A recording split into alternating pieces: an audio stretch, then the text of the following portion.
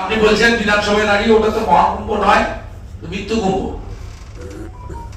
উনি বলছেন যে আমরা যারা বিজেপিকে ভোট দিই বা বিজেপি করি, আমাদের ধর্মের নাম হচ্ছে গন্ধা ধর্ম। 2,33,27,000 পদ্মফুলে যারা ভোট দিয়েছে সবার ধর্ম গন্ধা ধর্ম। এর মধ্যে সনাতনীরা আছে, আদিবাসীরা আছে, 2-4 জন সংখ্যালঘু মুসলিমও থাকতে পারে। আমাদের ধর্মটার নাম হচ্ছে যে বিজেপি যারা করেন তাদের ধর্ম হচ্ছে গন্ধা ধর্ম। আমি সেই ধর্ম করি না। সরাসরি হিন্দু ধর্মকে গন্ধা ধর্ম বলেন।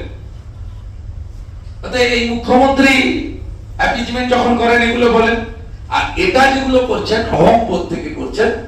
আমি প্রধানমন্ত্রী, আমি সংবিধান, আমি জুডিশিয়ারি, আমি সব পশ্চিমবঙ্গের।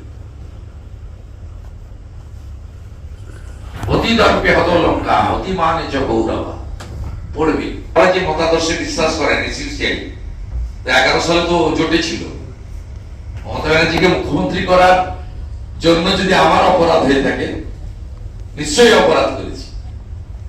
তাহলে আপনিও অপরাধ করেছেন তো, আপনি বলেন কি করে?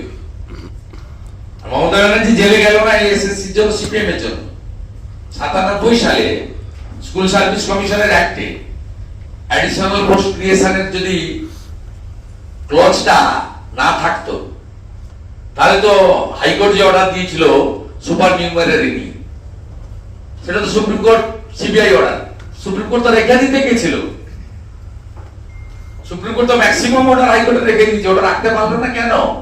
97 সালে সিপিএম এ তৈরি করা এসএসসির অ্যাক্টে অতিরিক্ত শূন্যপদ ক্রিয়েশনের স্কোপটা রেখে গেছিলেন। আর দেবাশিস হালদার বাবু, আপনার বক্তৃতা আমি শুনেছি বসে বসে।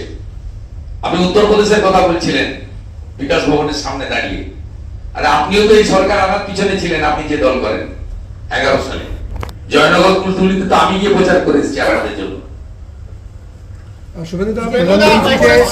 আমরা তো দলমত নির্বিশেষে মনে করি যে এই ধরনের মন্তব্য করলে বিচার না করে ফাঁসিতে ঝুলিয়ে দেওয়া উচিত ছিল, এবং কানে হেডফোন লাগিয়ে শুনবেন। ওই কথাটা যে একদম মানে নর্দমাতেও কিছুটা লেভেল টেবেল থাকে, এই ভাষা মুখে আনা যাবে না। 5 বার বলেছি, 5 টাইম। এবং সকাল থেকে আপনাদেরকে বলেছে যে আমি বলিনি, তাহলে চিঠিটা দেবে কেন? আমি আবারও বলছি, একে চিঠি দিয়ে ক্ষমা করবে, আর আইসি বোলপুরকে সাসপেন্ড করবে। মিলিয়ে নেবেন আপনি।